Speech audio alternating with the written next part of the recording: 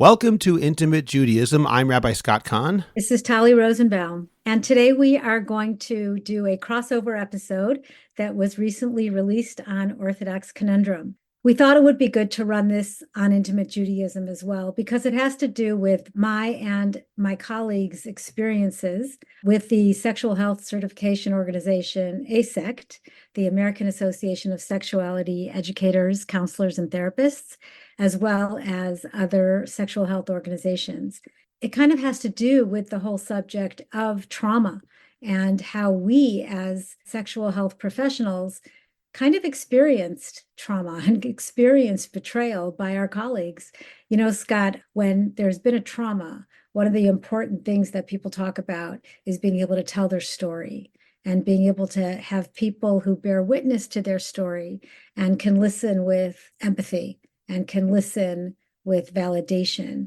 And I think that when October 7th happened, and shortly afterwards, when many of us were receiving emails from friends and colleagues all over the world, we really found out that some people who we expected would be supportive of us as we're going through this time, they ended up not being supportive of us. And so that's what really this episode is about. So without further ado, we present this episode that was released on the Orthodox Conundrum yesterday about the failure of sexual health organizations to condemn sexual violence. People are afraid of making waves because of this quick trigger we have to labeling someone as a racist. So I think that there is a ton of support there, but unfortunately, it always takes a few really loud, fearless people to be the one to make waves. And obviously, we've chosen to do that in lots of different ways, recognizing that that comes at a price. But I think people are scared. People are scared. This is what we have created. We have created a space where people are afraid to speak up for what they know is right, for what is ethical and moral, to speak out against things that are factually incorrect in a field where history matters and indigeneity matters and decolonization matters. I mean, the joke is that Zionism is the one issue that literally, if it weren't related to Jews, our field would be all over. They would support it totally. I mean, it's exactly everything they want, but people are desperately afraid to speak up. I'm Scott Kahn, and this is the Orthodox Conundrum.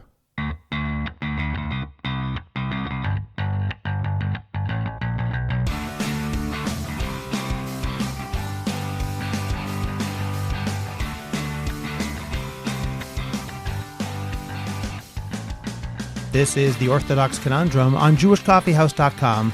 I'm Scott Kahn. After October 7th, Jews around the world have felt besieged by some erstwhile allies, as some have been silent in the face of rampant antisemitism, and others have openly supported Hamas and its genocidal goals. While there have been many people who openly support Jews and Israel, the war in Gaza has also provided a moment of reckoning, as we discovered some unhappy surprises about people whom we thought were our friends. In that context, I'd like to talk about the reaction to October 7th by the American Association of Sexuality Educators, Counselors, and Therapists, or AASECT. As an organization dedicated to healthy sexuality, and one which has expressed opinions on hot-button issues unrelated to its core mission, AASECT certainly should have issued a statement condemning the sexual violence against Israelis on October 7th.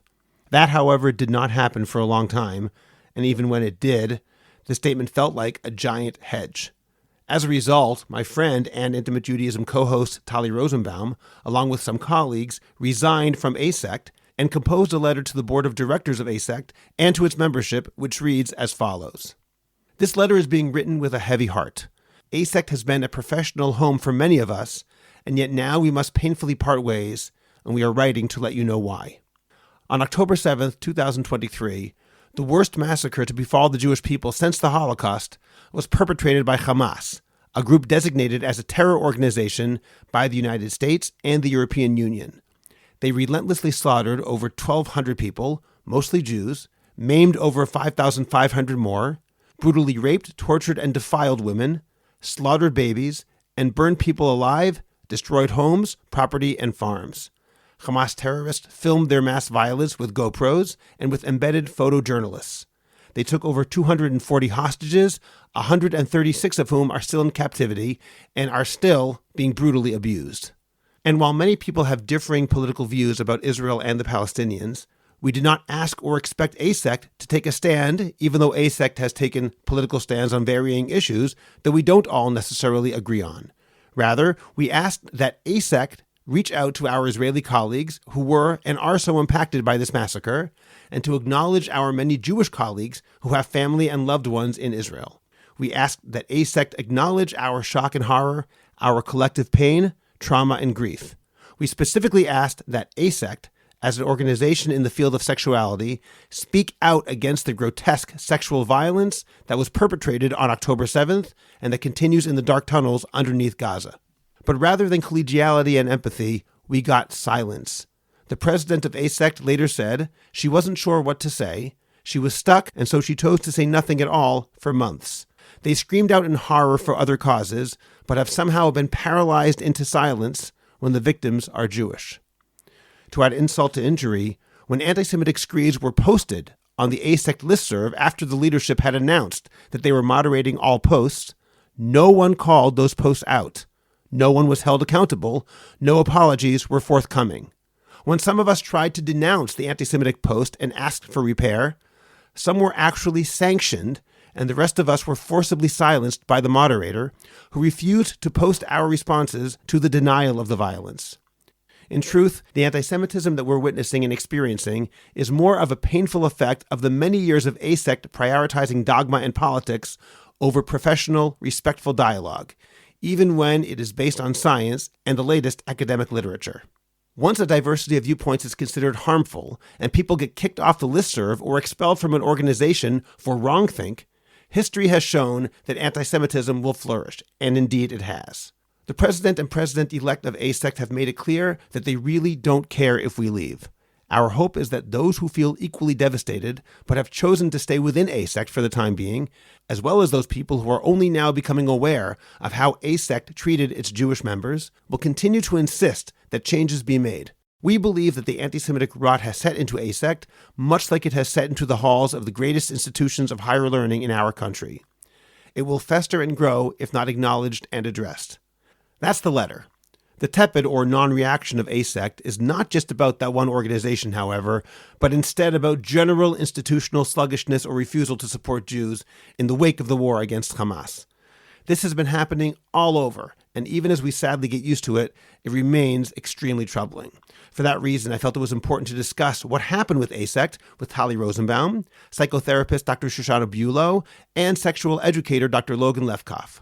We also discussed the trauma of October 7th and the war, both in and out of Israel, as well as the binary thinking that has led to the demonization of Jews, the prevalence of anti-Semitism, agendas that are embedded in the system to the Jewish people's detriment, the fight against anti-Israel activity across the diaspora, and more. We'll begin that conversation in just a moment. First, let me remind you to subscribe to the Orthodox Conundrum podcast wherever you get your podcasts, and please rate it and write a review. Please subscribe to my Substack, Orthodox Conundrum Commentary. Last week I posted an article entitled Revenge, where I argued that the oft-heard claim that Israel's war against Hamas has devolved into a means of seeking revenge is either ignorant or just plain anti-Semitic. The link is in the description of this podcast, so get your free subscription today. And finally, remember that JCH Podcast Productions is the best place for you to go in order to produce your podcast from start to finish. Write to me at scott@jewishcoffeehouse.com so that we can discuss helping you make a high-quality, professional, and popular podcast. Tali Yehuda Rosenbaum needs little introduction to listeners of this podcast. She is an individual and couples therapist and a certified sex therapist and supervisor. Tali and I together co-host the Intimate Judaism podcast, and she is the co-author of the book, I Am For My Beloved, a guide to enhanced intimacy for married couples.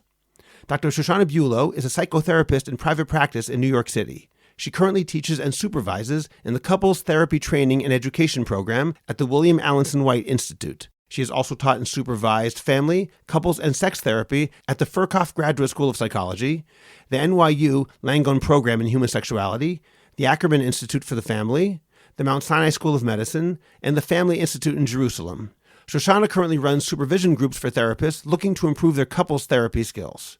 She was an AASECT certified sex therapist and sex therapy supervisor for the past 17 years.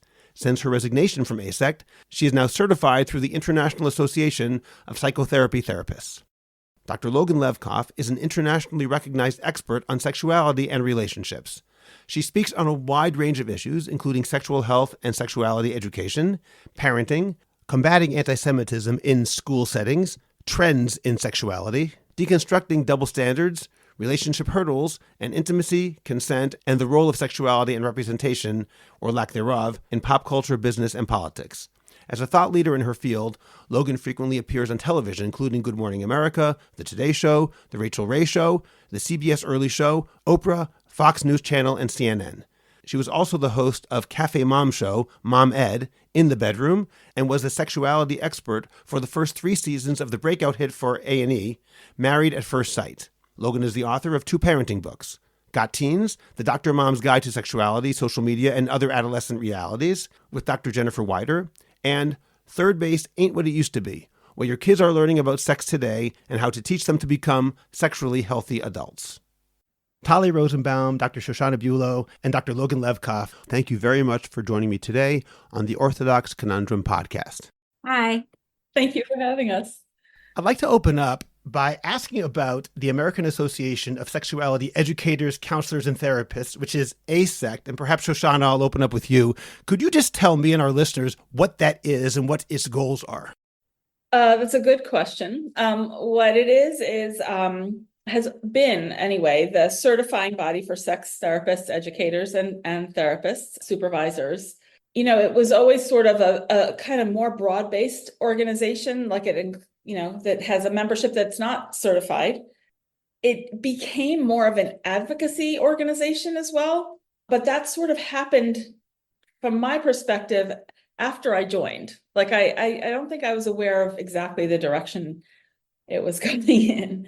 But I would say that people often would say that there's another organization that was probably a little more on the intellectual research clinical side, and AASECT was more the group that certified sex therapists, educators, therapists, supervisors. Maybe Logan and Polly can be more expansive about that. I mean, I would add that, the AASECT certification is not an easy one to obtain.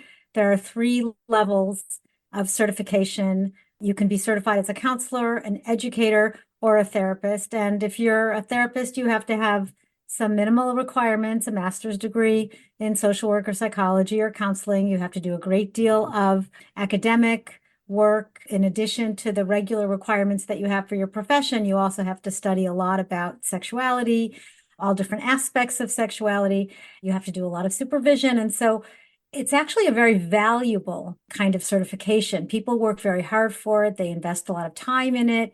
They invest a lot of money. And in exchange for that, you have a certain amount of credibility in your field because you went through this process, whether you're a therapist or an educator or a counselor, depending on what your background is. People know that when you're certified, you've done a lot of work to get there. And it really does help you professionally. So I think that that's important to say that because we also recognize that for people to cut their ties with AASECT because of, and we're here to talk about their response, or I should say their lack of response about sexual violence that occurred on October 7th. So first of all, we want to say that for people to kind of cut their ties is a very big deal. People worked very hard and invested a lot of resources in becoming certified. And what we're here to talk about is how many of us gave all that up because of there being a sexual health organization who was not able to unequivocally condemn the sexual violence that occurred on October 7th. Shoshana, do you want to add something? I do want to add something, and I'm sorry, because I spent a lot of years actually volunteering for the organization as a reviewer of applications. And while I completely agree with Holly, a lot of people spent a lot of time, a lot of money, a lot of resources, a lot of investment to become certified. And I think that for the general public, knowing that somebody has done that, a lot of people might say to their friend, hey, do you have a therapist to recommend? A lot of people won't say, I'm struggling sexually. Who do you recommend as a sex therapist? And so they look online, and this is a way to know somebody's credentials. Although I can tell you, I know many, many, many phenomenal sex therapists who are not certified by AASECT. But what I found, and I would complain about to AASECT, was that as long as a person dotted their I's and crossed their T's, they got it. And so they did put a lot of time and hours and money and resources into it. But sometimes I would say, wow, this person failed every course in college. Or wow, this person will write an essay that clearly shows a horrible bias. And often it was to people who were more conservative or cisgender or traditional. And I'd say, what difference does it make who the bias is towards? We're going to put AASECT imprimatur on someone who has this horrible bias? And the answer was basically, we see it, we get it. Sometimes they'd ask for more information or ask for something, but the answer was, we give it to everyone who goes through the process, because there's no exam at the end. There's no supervisor who's going to say, wow, you've just spent several $1,000s with me, and you know what, I can't recommend you. So the process is actually a little, I don't think the public understands that. And I don't know how you feel about that, Tali, because, I absolutely agree I think it's a whole separate conversation about whether or not your sex therapist needs to be certified as a sex therapist, or whether or not sex therapy needs to be distinct from regular therapy. As you know, I'm psychodynamically trained, and I don't even do that much behavioral sex therapy. So I think that is an important conversation, but I think we kind of want to stick to this idea of how sexual health organizations, including AASECT, but not only AASECT, have failed to stand behind the Jewish people and the people of Israel. Logan, what did you want to add? As the lone sexuality educator, not therapist, on the call, back when I was starting decades and decades ago, AASECT was the only organization that even acknowledged that sexuality education was a field, a legitimate field. And to be perfectly candid, even within AASECT back in the day, it always felt like sex educators were kind of for lack of a better term, like the ugly stepchild. We were there, but no one really wanted to acknowledge that we were there. And then all of a sudden, things started to change with the times. And interestingly enough, it always felt to me like as the advocacy position grew and changed, all of a sudden educators started to have more of a voice, which is great in a lot of ways, but the field of sexuality education has changed so much. The voices are so different, and the clear agendas are so embedded now in the system that it's impacted everything. And I think that what's happening in sex education, and now there are a lot of other organizations that are certifying bodies, not as big in name as AASECT, but educators have a bigger voice now. And I think that a lot of educators are leading this charge. And I say that as someone who feels a great deal of shame about my field and what education has done to us as Jews and Israelis. And I think that that's a big piece of it. Education, the sex ed field has changed and dictated a lot of where this has gone, and not in great ways. Okay, Logan, I'm going to come back to that in a moment, but first I want to hear Tali explain what specifically happened with AASECT so that our listeners have a better idea of why we're having this conversation and the specific instance that took place, and then we'll get to some other topics as well. Yeah, I think you're right. I think we jumped into a conversation without a lot of context. So, the three of us are sexual health professionals, and we're mental health professionals, and Logan is an educator, and we all are coming from having done a lot of work in the field. And this field has been pioneered by Jewish people from the beginning. And Jews have been very much a part of the field of sexual health, sexual education, and sex therapy, even way before Dr. Ruth. We're talking about some of the real pioneers in sexual health. And one of the things that we do, and this is, by the way, Orthodox conundrum. So what I can tell you, and Shoshana, you also identify as Orthodox. And, part of being an Orthodox sex therapist is also kind of navigating the very kind of traditional values that we uphold, such as, monogamy, for example, in a field which very much expects for their professionals to be very well versed in ethical non-monogamy and other sorts of non-traditional, I would say, sexual orientations and such. And that's fine. I mean, I think that we can all be very open-minded and very liberal, and most of us in the field do tend to really be able to contain differences. But when those differences become so pervasive that there's really very little room for the traditional approach, as I think was mentioned before by Shoshana, then it becomes a little bit problematic. So one thing that I think that we as Jews and we as people, as humans, have always kind of agreed with all the sexual health organizations is in the sexual rights, talking about human rights, sexual rights, consent, autonomy, all of these very, very important principles. And I think on Intimate Judaism, we even have an episode where we talk about the principles according to the World Association of Sexuality, the principles and how we compared them to Judaism and looked at some of the conflicts. We all know where we stand on this idea of consent. And so when there's an organization who not only has been talking about the importance of consent, but also has been talking about the importance of human rights, when there was the incident in America with George Floyd, the organization came out with a statement supporting Black Lives Matter.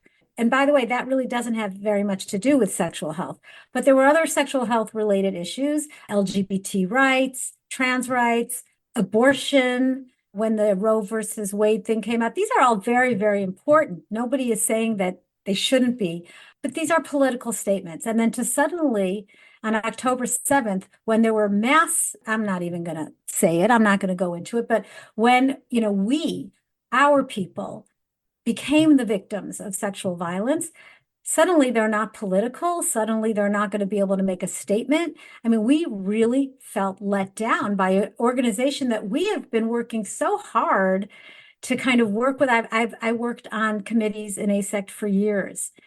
I mean, this was years ago, but still, I got a lot of my education from them. I got a lot of my values.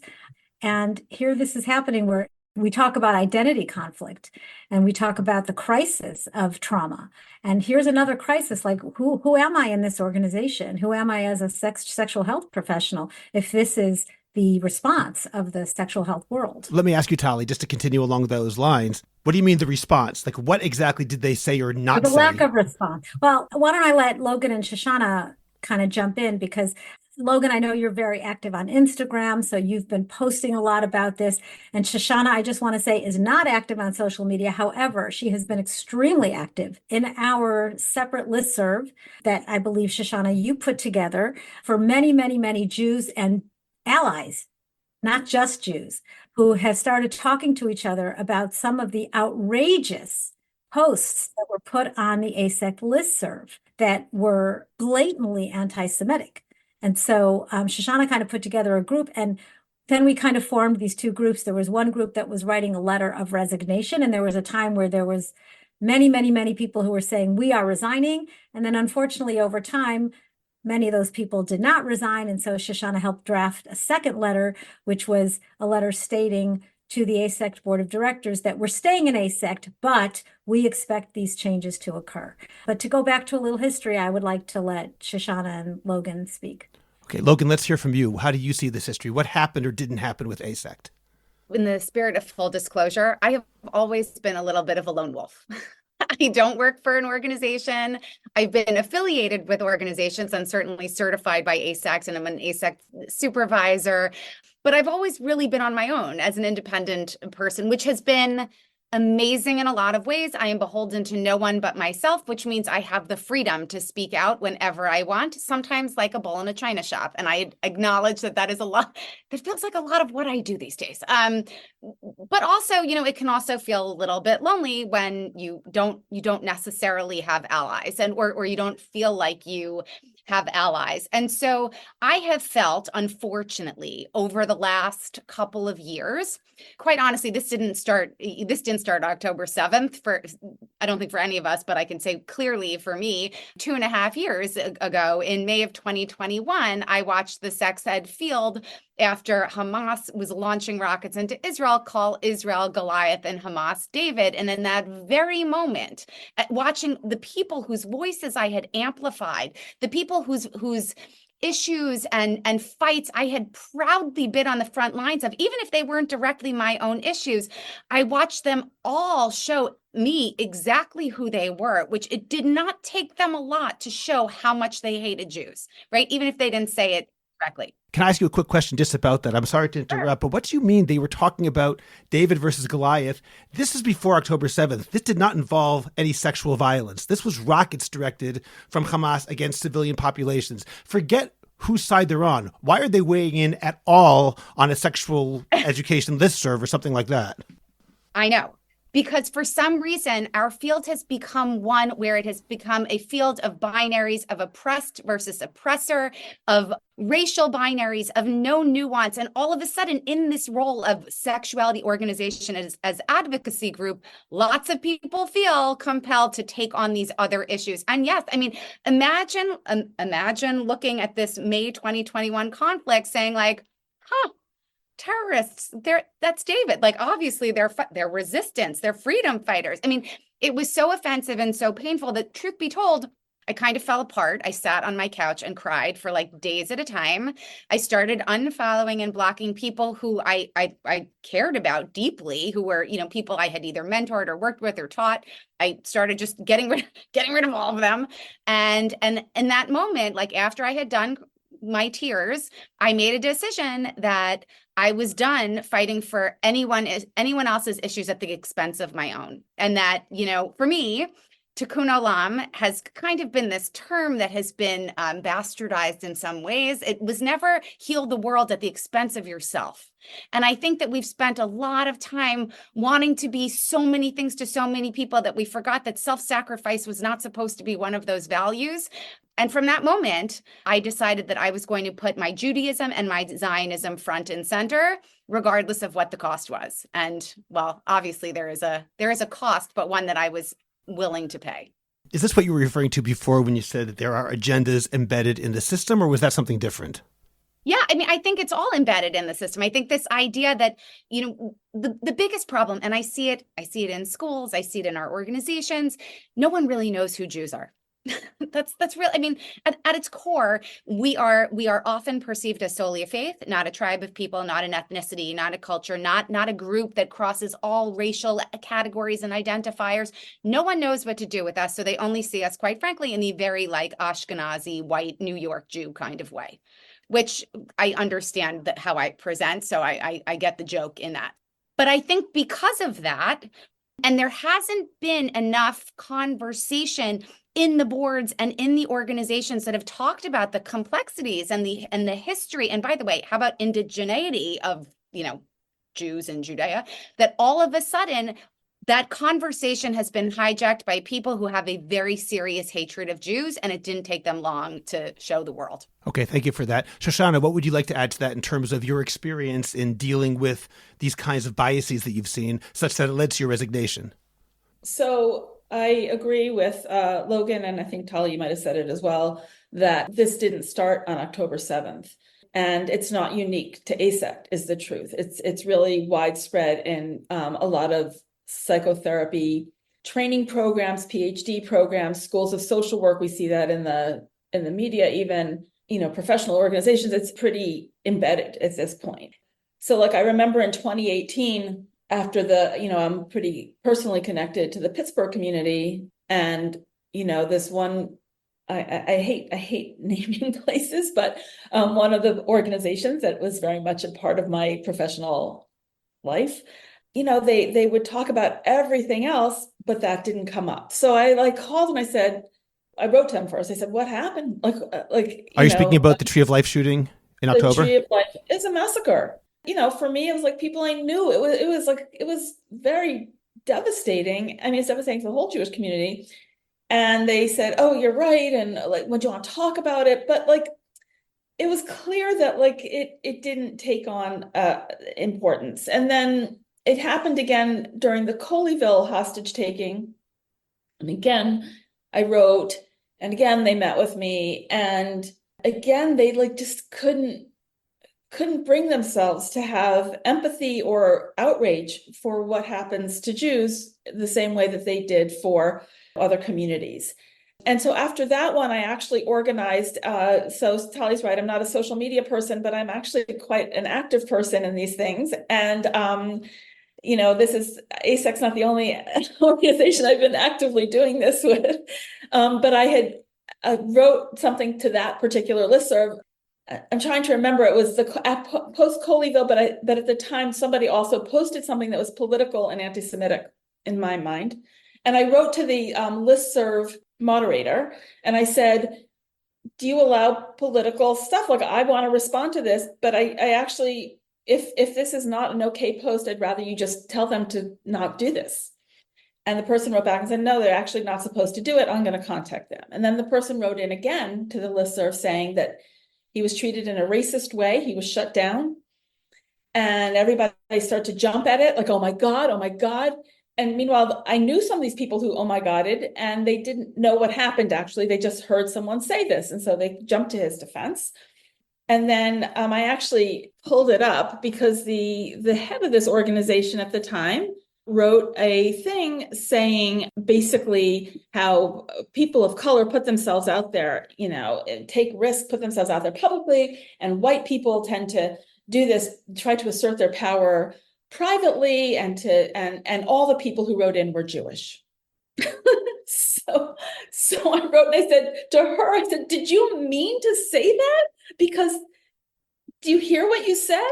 What was even the motivation behind saying that, at least publicly? What did that even mean? Because he kept saying the organization treated me in a racist way because they told him that his post was not allowed. Wow.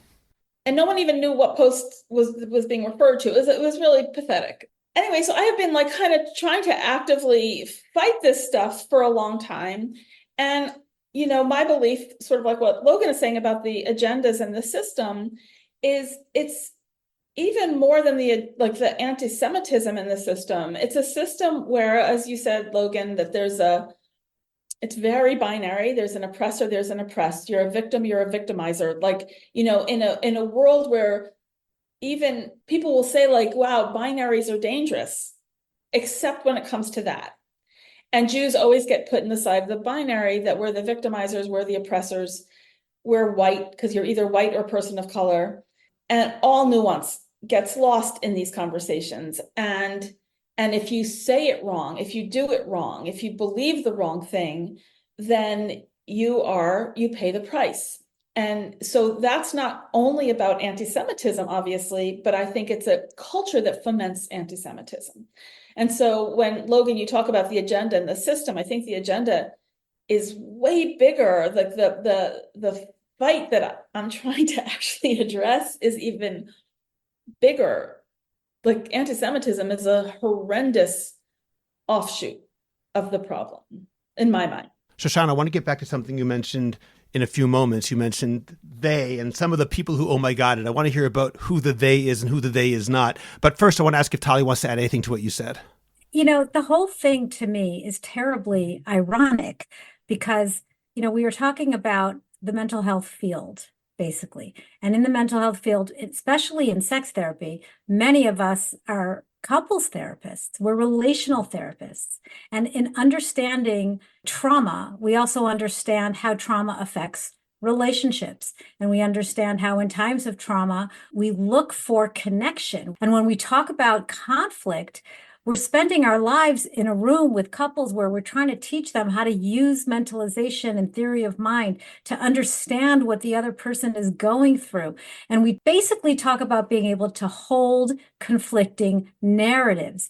I mean, if you're good at what you do as a couples therapist, that means that you must know how to recognize nuance and recognize that it's not just about right or wrong and not just about black or white. So, for example, when I wrote into the listserv on October 8th, because I think somebody started out by saying, how are our friends in Israel doing? Which I very much appreciated.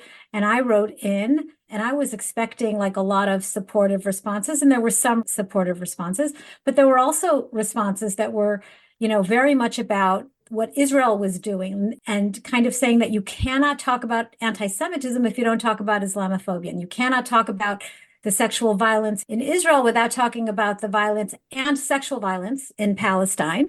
I'm not aware of sexual violence in Palestine, but I am aware that there are many, many Palestinians being killed, and to think that that's not okay to say, it's totally okay. I mean, I'm not saying to people, I don't want to hear anything. No, You're not allowed to say anything to me about that. Of course you are. Of course we have to be able to hold that our situation is very, very complex and that we feel so victimized by what happened, but that we also understand that we're in a situation that is not ideal. War is not an ideal situation. But what they're saying is you're not allowed to say this.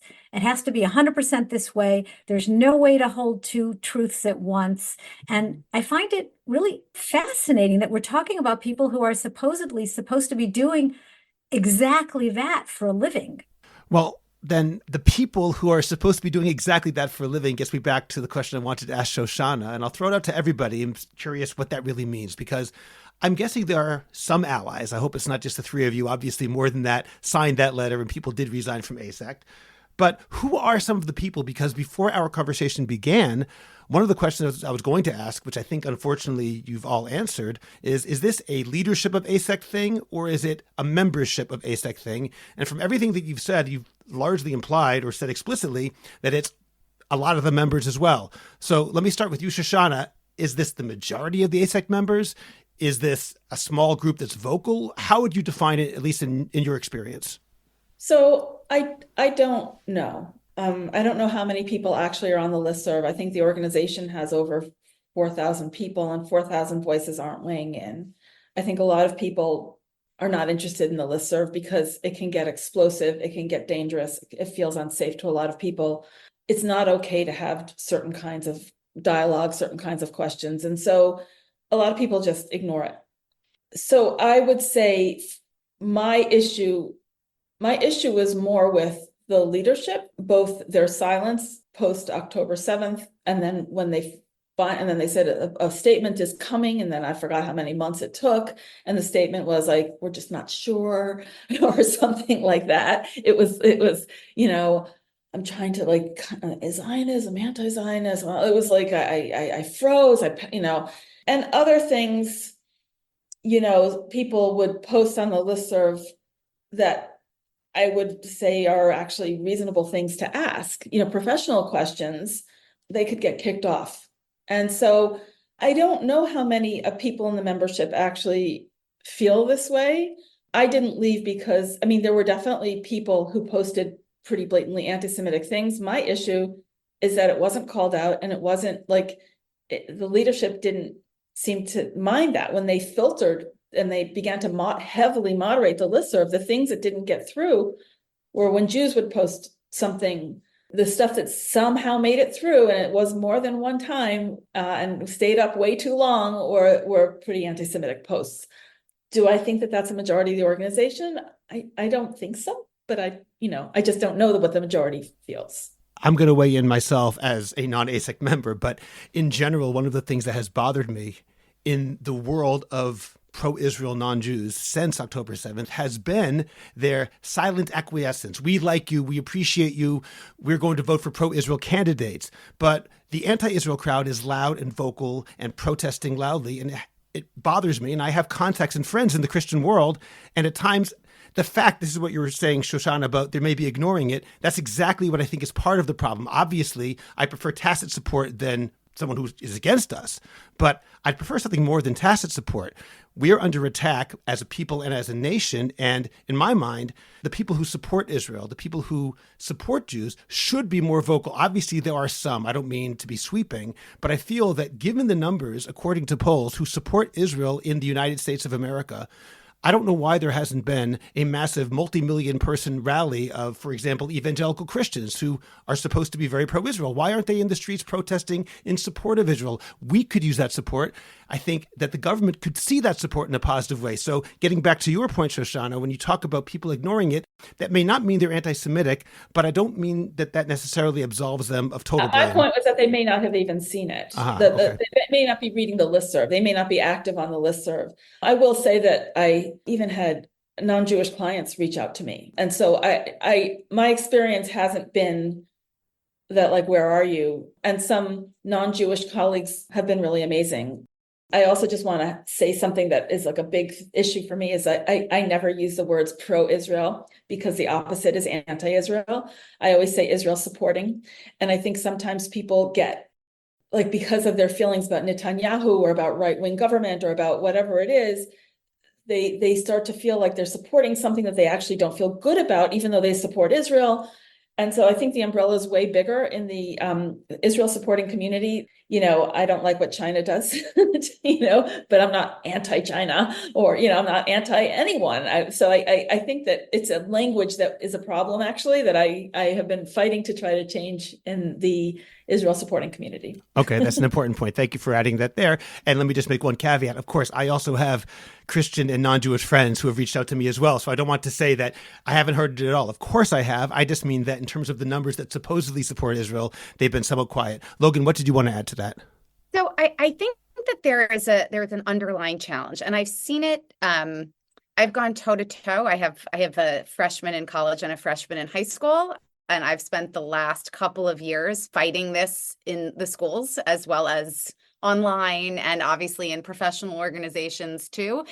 It's interesting because a few people even reached out to me in the last few days and said, I didn't renew my AASECT membership because I've been reading what you've been posting and writing, and it really impacts me. And I am so deeply, deeply appreciative of that.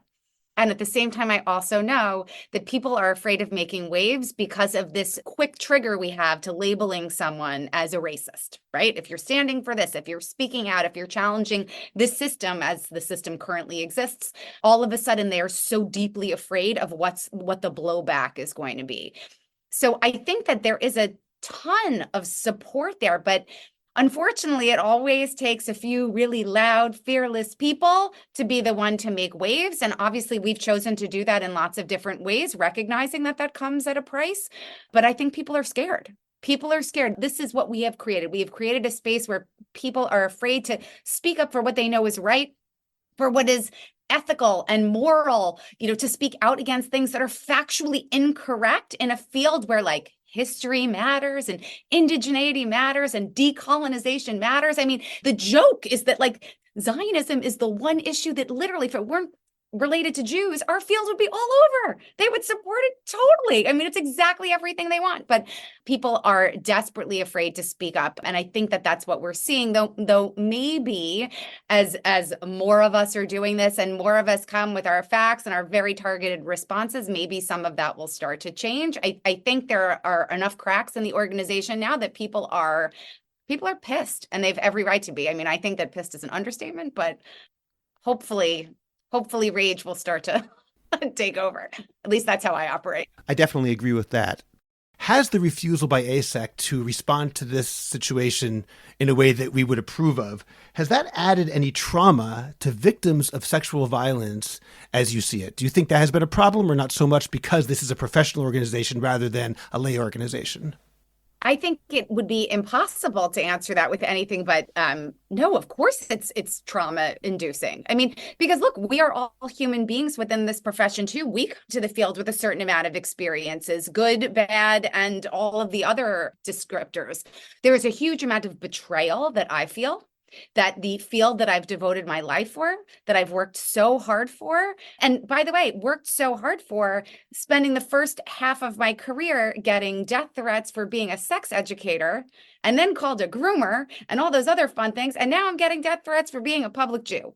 By the way, I wouldn't change a thing. This is exactly who I am, and this is exactly why I do what I do, but it would be impossible to say that it doesn't have an impact. The sense of betrayal I feel from people who I thought were my friends, I thought we had shared values, and to see silence sometimes would be nice. I would rather have silence than have what people are posting and speaking out against in some way. So the answer is, yeah, I think the trauma for all of us as professionals is real, even though I haven't been super active in AASECT in a long time. I was once on the board. I once was head of the public relations and media committee. And I could tell you, when I needed to come out with a statement, I came out with it right away. I know it doesn't take that long. Okay. So that tells me a lot right away. I mean, we talk about believing women, right? We talk about believing victims. Women, I think it should be believe men too. And it's absolutely traumatizing. In fact, what we know in trauma is that it's not even so much about what happened. It's obviously what happened, but it's so important to be believed, to be able to tell your story and be believed and be validated and have the opportunity to receive compassion and empathy. And this idea of writing about our violation and then having people tell us, well, basically you deserved it or you asked for it, is like hearing, your skirt was too short. What were you doing walking around by yourself at night? It's that same kind of secondary trauma. I don't know if I'm using that correctly, but it's an additional type of trauma that adds to the initial trauma. This really leads us to the whole conversation about how we're affected by trauma on so many different levels, whether it happened to us or it happened to someone we know, or, there are so many different ripples, obviously in Israel, but as we see, not just in Israel, we see how Jews all over the world are affected. So I want to ask you all about that as well. And Tali, let's stick with you for a moment to talk about Israel, and then we can ask Shoshana and Logan about what they see outside of Israel. I'd like to ask about that trauma that people have had as a result of the war and as a result of the sexual violence that took place on October 7th and afterwards. Obviously, we can't go too much in depth in the time that we have, but can you tell us, Tali, some of the issues that people have had to face as a result of the war and the attendant issues that have happened? Well, that's really a huge conversation. We're talking a lot here about trauma, obviously. We have people who are still not back in their homes, and there are still rockets all the time in the South and in the North, and there's unrest. And so we certainly are still not at a point of talking about post-traumatic stress disorder, because post-traumatic stress disorder is when the threat is no longer there and you're still having the symptoms of acute stress. But we're having what's called prolonged stress. And what I actually want to say in regard to that is I don't want to talk so much about the country going to pieces, because we're not. I want to talk more about our resilience and the fact that one of the factors that make us so resilient is our connections and our relationships and the way that we are there for one another. I'm not saying there's trauma every day. There are soldiers who unfortunately are coming back without limbs. And those are the ones that come back. And, every day there's somebody else that whose child is or grandchild, or, it's heartbreaking. We're living in a very heartbreaking time. It definitely is trauma, but it's also a tremendous amount of grief. And so what we're seeing is this kind of whole idea of trying to stay resilient, trying to use the resources. There's a lot of awareness of trauma. People talk about it. There's a lot of talk about how to debrief soldiers. There's a lot of missions. We're talking to people who are coming on the missions. I've been talking a lot about war and the effect on intimate relationships, on couples relationships, soldiers who are coming back from Miluim, and what's happening to their relationship when they've been in a wartime kind of state of mind and their partners are, kind of ready for them to come home and take over with the kids and the dishes. And, there's all sorts of scenarios that are coming up. But I do have to say that we really have a lot of resources. There are a lot of webinars and a lot of podcasts where this is being talked about a lot. We did a podcast within the first couple of weeks of the war where we talked about the effect of the war. We also did a study, two colleagues and I, we did a study that was already published about the effect of war on sexuality. And we looked at things like exposure. And we found that just watching the videos and just seeing without even necessarily being there, but that exposure to these very disturbing things that happened is definitely correlated with sexual issues.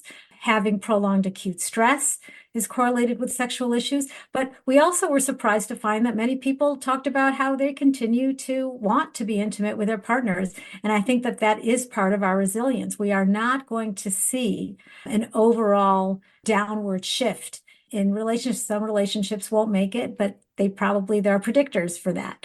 It could take up a whole podcast, but I hope that that was a good summary. Yes, thank you. That's very helpful. And I'll say that from talking to a lot of people, and in fact, I was visiting my parents for a few days last weekend, it seems to me and this is obviously my own anecdotal experience, that the emotional connection between people in Israel and at least the United States, I presume all of Chutz La'aretz, has become stronger, even as the experiential dimension has widened and become a bigger gap, because obviously it's a very different sort of experience.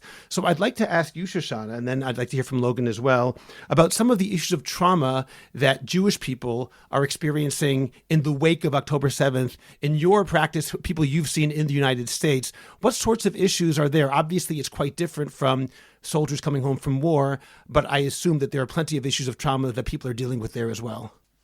I often say, I hate to I even hate talking about what's going on at AASECT because it's really so small in comparison with what's going on to Israeli, in Israel and to Israelis. And so I want to recognize that, that the trauma here there is trauma, I think, going on, but it's different. And I just think we have to be careful not to sort of like get some focus that I feel like the hierarchy of trauma that Shoshana is referring to.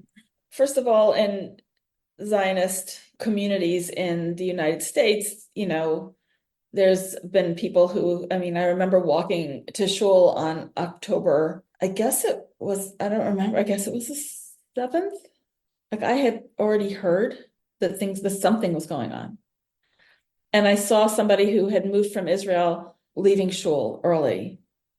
And I knew he was leaving, and he did. He went back to his unit. He went to, and he left his wife and 4 kids.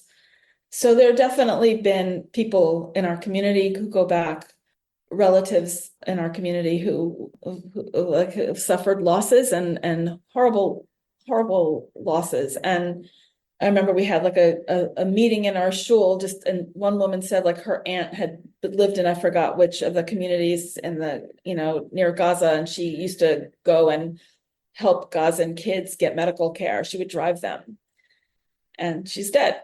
Like these were really left-wing communities, very like peace-loving people. And anyway, so it's impacted us both, like in that sense, it's different. And the other piece of the trauma is, like I remember a friend of mine telling me that she was like scared to go outside because right near where she lived in Manhattan, there were a lot of protests, and she felt like it was menacing. She was scared to walk outside during the protests. There was a thing about a coffee shop where the workers all left, because of their Zionist owner, and I want to just say that, Tali, you mentioned the trauma. I want to say that there's a trauma of gaslighting, not just saying you deserved it, but the trauma of it didn't happen and prove it. And there's been so many people saying that goes back to that believe women you were talking about, or believe victims, So, you feel really alone. I tied a ribbon around my tree outside my house, and my car was keyed. So I'm just saying, like, there's anxiety. I don't want to compare it, but I am not going to say it doesn't exist. I didn't take the ribbon down, by the way, but it's scary. I hear that. I don't want to try to talk about a hierarchy of anxiety or of trauma, even though it does exist, obviously, but trauma remains trauma. And just because it may not be the same as the level of somebody whose kid is in Gaza right now doesn't mean it's not very disturbing. Correct. I want to also say I went to Israel at the end of November. One of my kids, she didn't say don't go, but she was a little worried. And then she said, although I have to be honest, it's probably going to actually feel good to be in a place where no one's going to tell you it didn't happen, and no one's going to be ripping down hostage pictures. You're not going to be scared to talk about it. And that's like a pretty awful thing to say, that going into a war zone will actually in some way feel like you're with your people. That makes a lot of sense. Emotionally, it's safer, even if physically it may not be. Logan, let me ask you, what have you seen in terms of trauma that people have experienced? And I'll ask as well, does this specifically affect couples in any ways? Has it affected intimacy in some ways, as well as other traumas that you've seen? Well, I think it's impossible for me not to make it personal. Again, recognizing that my experience in the diaspora is very, very different. I just came back from Israel. I've been there twice since October 7th. I'll be there again in 2.5 weeks, again with my family, and then another 3 weeks later. My reaction to all of this is an innate need to be there, that I feel I have felt, admittedly, for years, but it just put a giant exclamation point on it October 7th. It is the only place where I feel like I can breathe. I feel it to be excruciatingly painful being in the United States right now, even in New York City, a place of lots of Jews and a place that I've always loved. I feel like for me and every person in my circle, we feel like we put on armor the minute we wake up, and we don't take it off until the minute we go to bed. We are prepared. I can speak for myself. I am prepared for a fight at any given moment, and I am ready. And I'm often ready because I'm also faced with one. Before the 7th, but exponentially since the 7th, I get death threats every single day on mine. They're not that creative, but they still happen. Being in Israel, one of the then I was with as we were volunteering, and he's serving, and he's at the border in Lebanon, said, I have to be honest, Logan, we have the front lines here, but I'm much more concerned about the war that you are facing, because the war online, the war here goes on, right? And there is a generational impact that we have here that is not comparative at all, but it's a different type of war that we are living in all the time here. And I would say that in terms of what I'm witnessing, I have to say a lot of my students, I wear the dog tag. They ask a lot of questions. They want to know what it's like to be in Israel, and they're thoughtful and kind and wonderful. But literally the minute before I came to work this morning, I was sitting at a cafe telling someone about what my son was experiencing on a college campus and how he was advocating for himself and all of the things that we were doing. And a man who is my contemporary, if not slightly older, looked at me and said, "I'm sorry, I've been eavesdropping. You're raising an unbelievable young man." And he started to cry. And I think that's what so many of us are feeling like here, that we feel this immense sadness, this immense joy and pride in being Jewish and being a Zionist and feeling the connection to Israel and wanting to be there and bear witness and make sure stories get told. But I think everyone is just carrying so much that at any given moment, I could say for myself, at any given moment, I will burst into tears. I will also yell very loudly, but there are a lot of tears. And I think, thankfully, I am in communities and working in communities where everyone is incredibly respectful and caring of that. Like, each time I've had to say to a school that I work in, "Hey, I'm leaving for 2 weeks." Their comment hasn't been, "When are you going to make it up?" Their comment is, "You go and be safe and do what you need to do." And so there is a silver lining in all of this, that for a lot of people, they get it and they understand, and they don't want to be on the other side. They want to be on the right side of history. You're speaking about not Jewish people. Not Jewish people. Not Jewish people. But I also think, and not to sound like the consummate optimist, because I'm not always that, quite honestly. I do think that this was a horrific wake-up call that has galvanized much of the diaspora to realize, at the end of the day, being a quiet Jew, being a good Jew, whatever that means, at the end of the day, we're all Jews, and we all have this connection, and we need Israel as much as she needs us right now. We need her. We are all one people. And this is a horrific wake-up call, but it is one that I think will forever change the Jewish community globally. Okay, thank you. And I know we only have a couple minutes left, so I'd like to ask each of you just to sum up 1 minute each, let's say, of a sentence of a message that you want to convey to everyone listening about what they should do, whether they're in Israel, whether they're outside of Israel, about a message of, it doesn't have to be hope. It could be depressing if that's what you'd prefer to say. But Logan, since we're speaking with you, why don't we start with you? What's the message that you want to convey to people? Such a tough one. You're starting with me, a big sentence at the end. I think the message I want to convey to the world at large, we're not going anywhere. Because the world at large listens to my podcast, right? Right. I hope they will. They will moving forward. Let's hope, yeah. We're not going anywhere. We've seen this film before. We know how it plays out, but we have lasted thousands and thousands of years with all of the odds stacked against us, and we are still here. Our existence is a miracle, and we should be incredibly proud of that. And I think that the other piece for Israel is, and all of our friends and family in Israel, we need you. We support you. We will be there. And we also know a lot of us dropped the ball in the last couple of, years. We're not about to do that anymore. Okay, that was excellent. Shoshana, how about you? What message would you like to impart? I can echo what Logan just said, but I also want to add that I want to say, don't be afraid to speak out. I want to say that silence is a dangerous thing. And, as Tali alluded to earlier, there are people who are saying, oh my God, this is horrible, but then didn't want to leave I believe silence is complicity in some way. And so I really want to encourage people not to be silent and not to be afraid to speak out, and that there's something incredibly freeing about speaking out and about not being afraid to say, what your moral clarity is and what your belief is. And like Logan, I do want Israelis and my friends and my family and my loved ones to know that, like, I feel for you and I'm here, and I really want to, I want to be part of the answer. I want to be part of the help. I don't want to just sit by silently. And I think that's maybe part of the reason I do this. And I am so active. And I mean, I could send you all the letters I've written. And there's a lot, because I feel like speaking out and speaking clearly and openly, and like, I think I really try to make a tone that it's not solicitous, but it's clear, but it's also not like to just tell people they're awful. You asked me earlier, and you said you want to get to it, and we didn't. Like, who are the oh my God people? What I call them, the oh my God Goders. And a lot of them are really good people. A lot of them are really thoughtful, caring, good people who don't want to see someone suffer.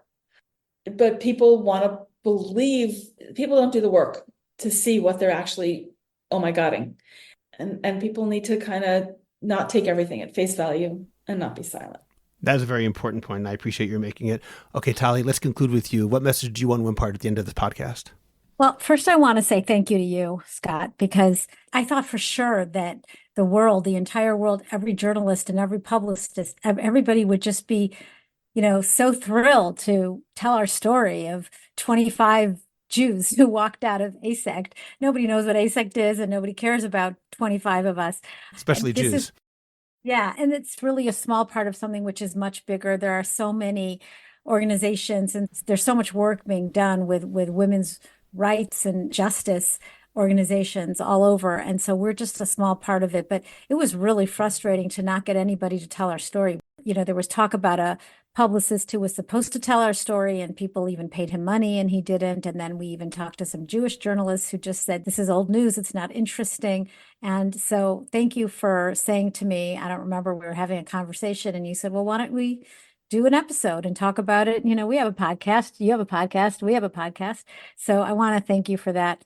And I guess I also just want to say that there's room for all sorts of normal now. I think that the message is that we're not normal, but we're also normal, because everything is normal and everything is not normal. And I think that being able to hold that there are very many different ways of responding and reacting. And some people are doing this kind of what you're doing on social media, Logan. I mean, that's like really fighting a war also. Everybody fights the way that, everybody's kind of doing their part, and also coming and missions and volunteering. I mean, these things are so important.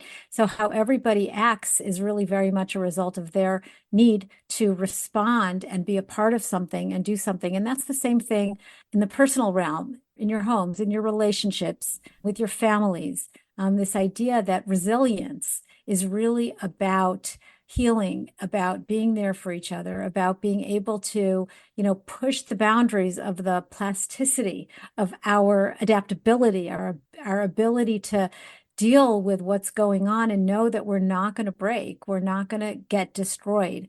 While at the same time, some people will. Some people physically have lost their lives, and some people will, have a very, very difficult time. So there's just a lot of truths happening at the same time, but in a big way. I think that this ability to kind of go through this whole period with as much presence as we can, with as much awareness and as much ability to communicate what's going on for us, and to be there for ourselves and to be there for each other. Thank you, Tali, for your kind words. And also thank you, Tali, for helping me put together this panel today. I appreciate that. And I appreciate all of you joining me today. This is a difficult time for all of us, and I know that your time is very valuable. So I'm genuinely appreciative that you're able to share your wisdom. And I gained a lot out of this today. I'm sure that everybody listening has a lot to think about after this conversation. So Dr. Logan Levkoff, Dr. Shoshana Bulow, and Tali Rosenbaum, thank you again for joining me today. Subscribe to The Orthodox Conundrum on Apple Podcasts, Google Podcasts, Spotify, Stitcher, or anywhere else you get your podcasts. please visit jewishcoffeehouse.com for other episodes of The Orthodox Conundrum, as well as many other great podcasts, including Intimate Judaism, The Maimonides Minute, Chochmat Nashim, The Francisca Show, and Let My People Eat.